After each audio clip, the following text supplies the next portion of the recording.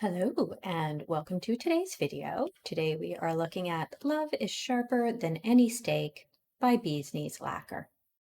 This is another new purchase. It is a deep mahogany red base with red to orange to gold to chartreuse shimmer. I had been looking for a dark, nearly black polish that read as black with a red shimmer. This one caught my eye.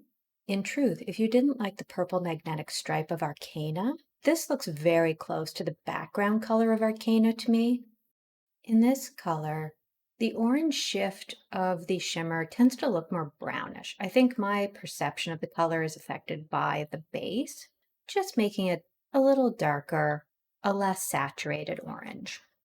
You can see in this first coat, the base is quite dark. It basically reads as black, and you're getting a lot head-on of that super bright red shimmer. It is a jelly, so there is some squishiness to this. But I have to say, for a jelly, it is looking pretty good in one coat. I thought I was going to be putting this with my black polishes, but because it turns out the base is technically red, I will be putting it with my red polishes. I'm sure that won't mess with me at all when I look through my drawers and see something I perceive as black amongst the red. As you can see, that base is very dark and only has the lightest touch of red in there. It is mostly a black.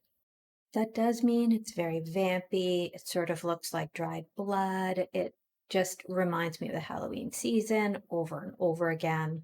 In fairness, you're probably getting the wrong impression that there is only red shimmer because of this footage, but there are more to be seen, and we will get to those when we get outside. I think a lot of people could get to opacity in just two coats with this polish. If you have very long nails, very stark nail line, you're going to be going to three. But I suspect that does not come as a surprise to you. As we get the second coat on, it looks like red fireflies just swimming in ink.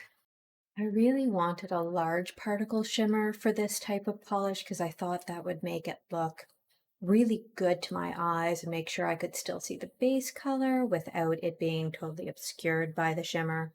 When I originally swatched this, I was having a little trouble enjoying it. Not because there was anything wrong with the formula, it was exactly the polish I thought was going to show up at my door. There was another polish I had purchased that I decided to put off and wear next, and I really think I just should have worn it first because I spent my whole time while wearing this polish thinking about the other one. The other thing that was on my mind was Halloween polishes, and for me, Halloween polishes are both bright and gross and eerie, but also deep and dark like this one. So it sort of confused me as to why it wasn't sort of scratching that Halloween itch. But as I'm watching it right now in the editing process, it looks fantastic to me. I can't fathom that my brain said, oh well. And in just a second, we're going to move out into the sunshine. And while we're there, you'll see that we start out seeing that very deep base color and the red shift of the shimmer. But as my hand swings around to the left, you're going to see that brownish orange and then into that almost gold, but not quite. I think it reaches more of an ochre color. I feel like this is a great background for a moody or spooky nail art.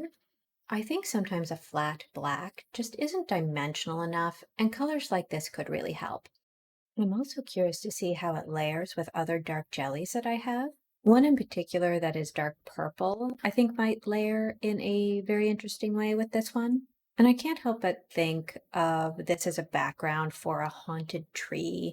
I think maybe the effect would be more subtle because the tree would also be a fairly dark color. Also, why not a pumpkin mani with this as the background? This polish also reminds me of the orange-backed woodpecker. I feel like they are very much in this orangey, reddish, black colorway. Same for the chestnut-colored woodpecker. They both have that ruddy orange coloration. Such interesting birds. I have to say, the chestnut-colored woodpecker looks like it is a bad taxidermy job, but that is a real creature. Now that we're in the shade, you can see we still have the red, the brownish orange and that ochre color, but I do feel like it's just nudging its way into chartreuse. I'd also like to again remind you that there's only 2 layers of polish on these nails, and I really have trouble seeing my ridges here. There's something about these deeper, darker colors that don't let the light reflect off of my ridges. In October, I generally wear nothing but Halloween polishes and thermals. I think I'm going to start about a week early. Usually, you see polishes about a week after I wear them. But starting a week early, I think my videos will all then post in October. You should know in advance that this is my very flimsy excuse for wearing a lot of greens.